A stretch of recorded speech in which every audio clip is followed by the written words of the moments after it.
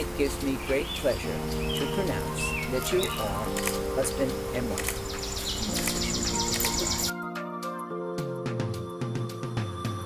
Now what?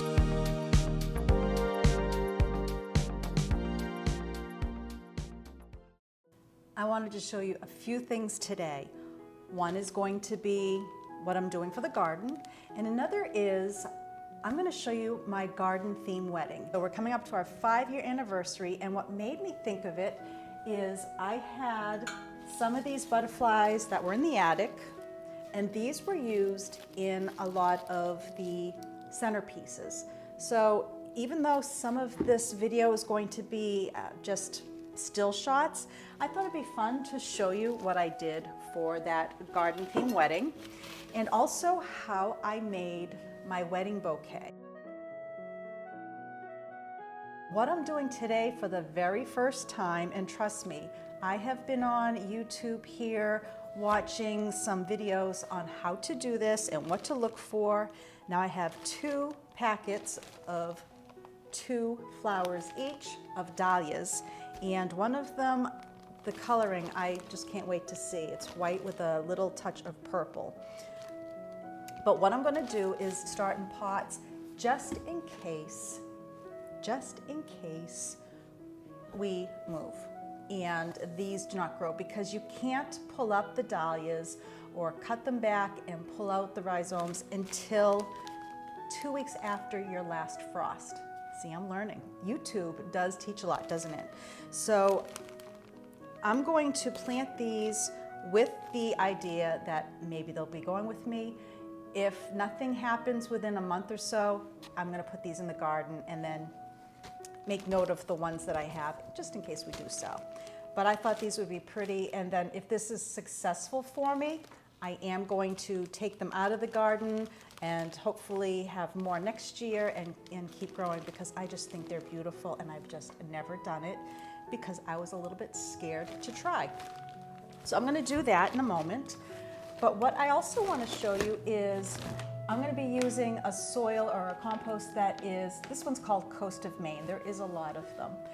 But I probably would have passed this by if it hadn't been for our vacation a couple years ago. We were in Booth Bay, Maine, in Booth Bay Harbor actually, and the homeowner's brother owned a said company. I don't know if it's the same one or not, but every morning they would go out and get kelp.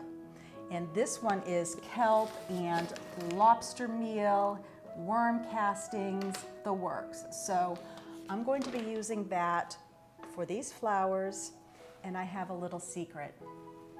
Come closer. I never got my seeds planted like I wanted. It's true. I painted this room. I wanted to do all my seedlings down here. I didn't get to it because one project to another to another. So I'm going to plant a few of those as well, but then the others I'm just going to wait till the soil warms up a little bit more and put them right in the garden. And speaking of warms up, my beautiful tulips, they did not fare very well after that snow. It's just wet enough, heavy enough, cold enough. They did not like it. So I'm going to actually go out and see if I can get more tulips at the same garden center and add them to the sides. Let those that I planted come back next year for us or the future homeowner, and then I'll pop a few others in amongst the sad ones and then do some other plantings.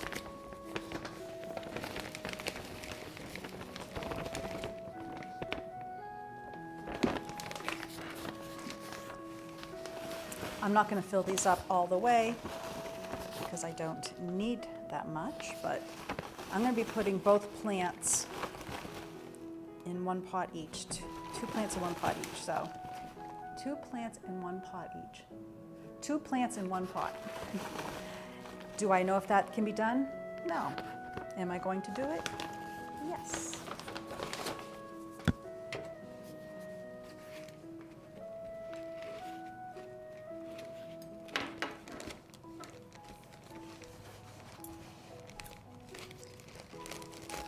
So one thing I do remember seeing, and I didn't bring in my little clippers, I gotta keep those down here, my little new garden area. I'm going to now look for some of these that might not be healthy. Look pretty good, but let's see. I'm just gonna put these in the pot, and then I'll put a little more soil, stem up. Once again, just making sure these are all pretty healthy and they look good.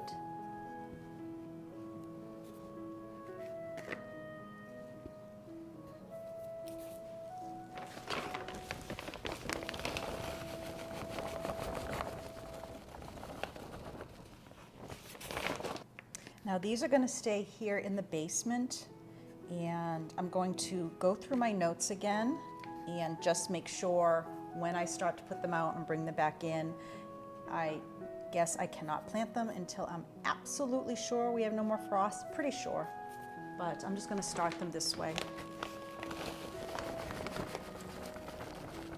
I'm going to give them a little water for moisture, but not too much. I need to get myself a little more educated with these, because I have a feeling if these do well, I'll be doing a lot of them so that I can then cut them and bring them inside. So I'm going to make some markers also, but right now I'm just going to put that in there so I can remember what is what.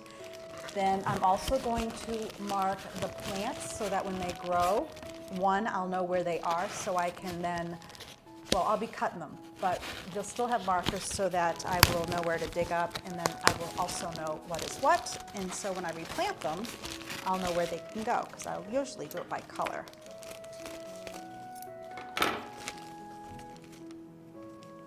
Some of these are broken off.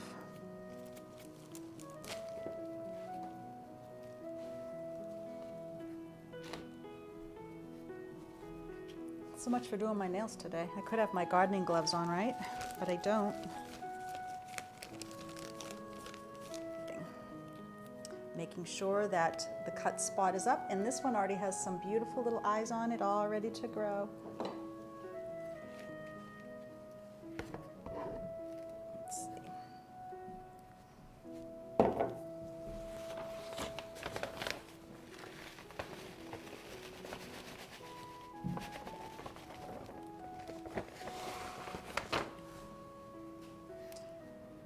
I enjoy that you have hopefully gleaned some information from me through YouTube and my channel, but I also love that I'm getting information from other YouTubers and their channels. It's just a wonderful resource, it really is.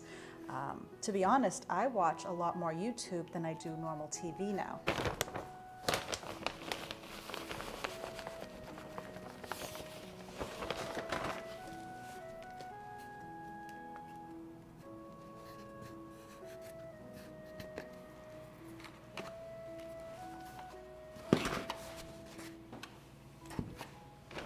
Okay, I'm going to get some sort of flat tray to put them on so that when I water them, it's just not going to go out completely through. I did put some stones at the bottom, just around the holes. And I think while I'm here, I'm going to put some soil here in my little starters, just so I can put some seeds in and get some of the things going. I think this year I'm going to do my sweet peas out in the garden again. It worked for me last year. It's the first time I was successful. I normally start them inside, and I can't get these apart. All right, I should have had a timer going on that. Well, actually I do. That's crazy. It shouldn't be that difficult. I am gonna have to use YouTube to do some research on how to get these apart. That's crazy. If you don't make a mess, you're not having fun. Remember that. Oh my gosh, I used to love playing in the dirt and making mud pies.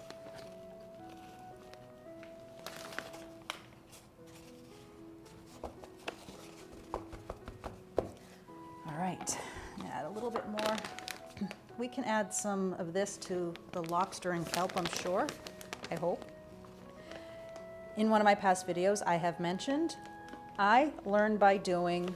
Of course, I watch other videos, I read, but I will remember this way more than something that I learned by watching or not by not doing. So, all right. So I'm going to actually go grab some seeds. I'm not sure if I'll be showing you that right now, but I also have to order some wallpaper for a client and get that started. So trying to multitask today. It's a beautiful sunny day. It's supposed to hit 70. So I guess I should have waited for today to plant my tulips. Hindsight, but all right. I won't do that next year.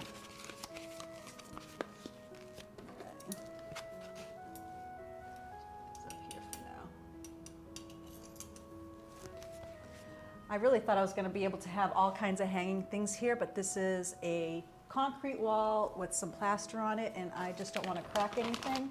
So I'll figure something out for sure. I had a beautiful wire shelf that was for teacups and for plates. I had it in my house and in my store for years, and I was going to bring it down here. I just can't because of this wall. All right, my work here is done. After watering, it is done. I just grabbed some square plates that I had in other part of the basement in storage, and I'm just going to pop these on top here for now. I will be moving these a little bit later, but I just wanted to get them watered before I forget. Once again, I'm not watering them a lot. Let me go get some water.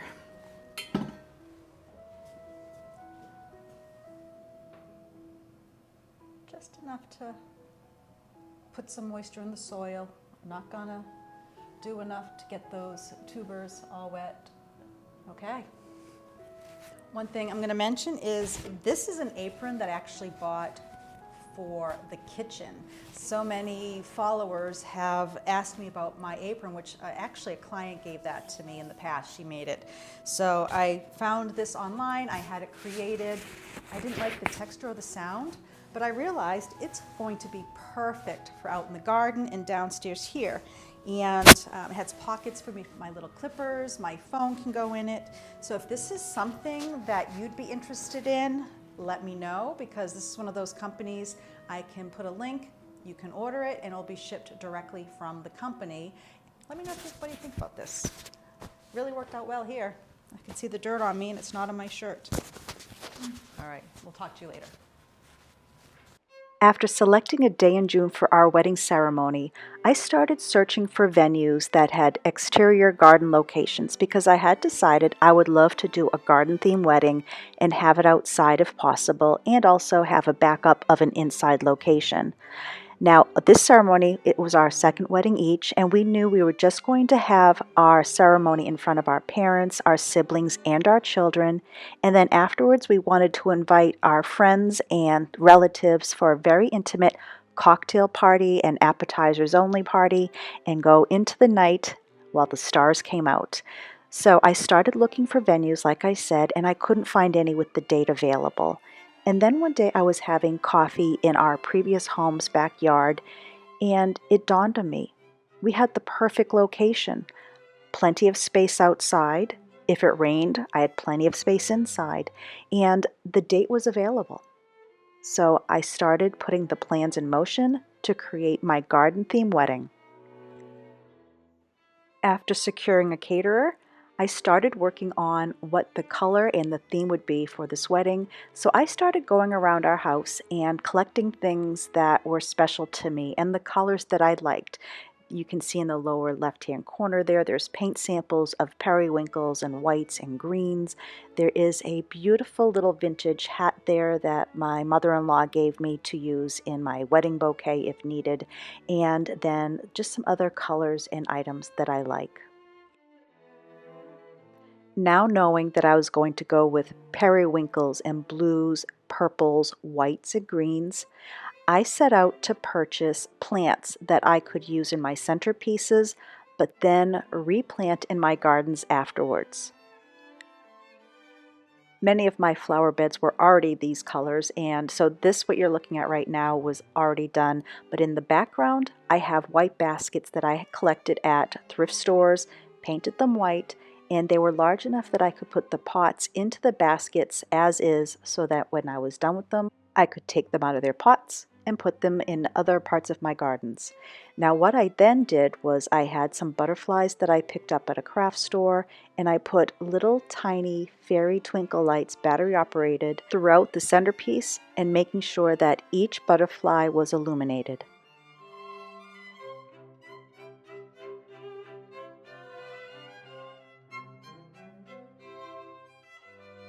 I placed these centerpieces on each table setting and also at all of the high top cocktail tables.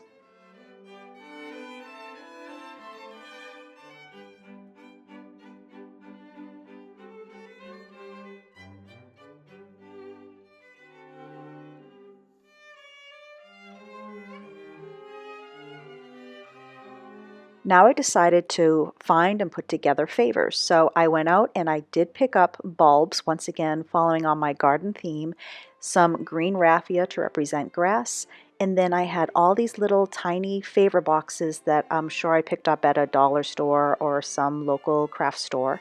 And I put the bulbs into each box, and then all of these were put into a very large white basket that I had painted.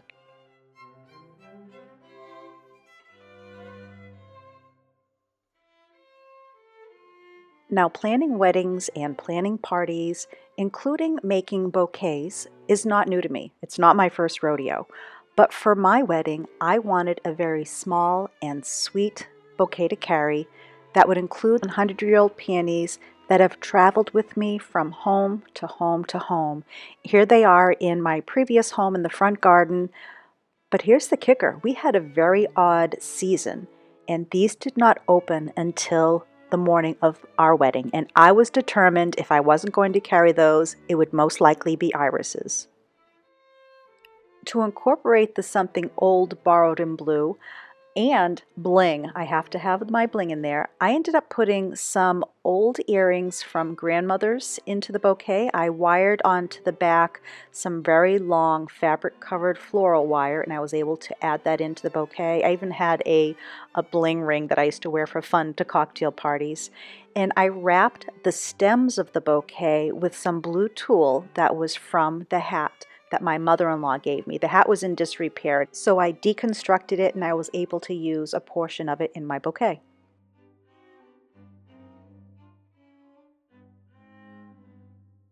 To put this together, I literally waited maybe an hour before the justice of the peace arrived.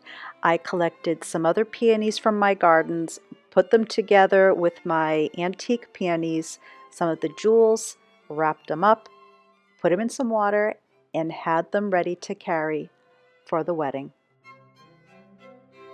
Before I go on, one thing I haven't mentioned is that this wedding was so casual, so fun, so low stress. I can't speak for Ben though, that I really enjoyed myself, which is what should happen on a wedding day. But I literally went out and cut these flowers just before the justice of the peace showed up and put it together.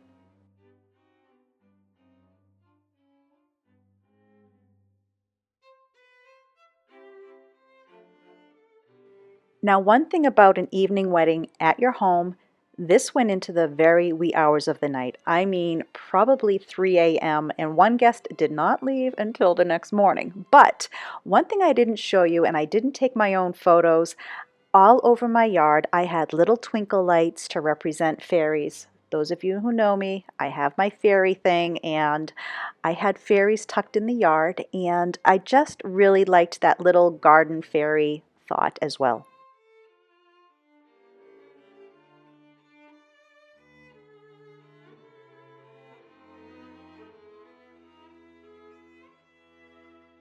Now raise your hand if you believe in odd happenings being for a reason. And maybe that doesn't make sense the way I'm saying it, so let me take a step back.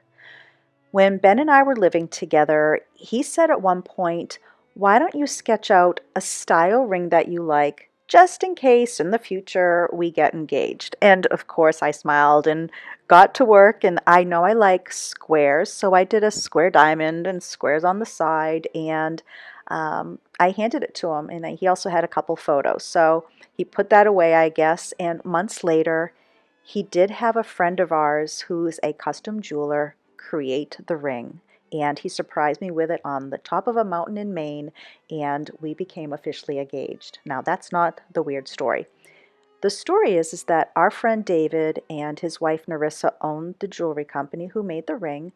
And one day when we were together, he told us that he had a friend who lives in another part of the United States reach out to him and said, "My girlfriend found a photo of a ring on Instagram. I'm wondering if you could make this because she wants the exact same ring." David looked at him or said over the phone, "I not only can make that ring, I did make that ring." And his friend said, "There's no way. This is a random woman on Instagram my girlfriend took a photo of." He goes, "No, no, that's my friend Linda, and I created that ring for her now husband."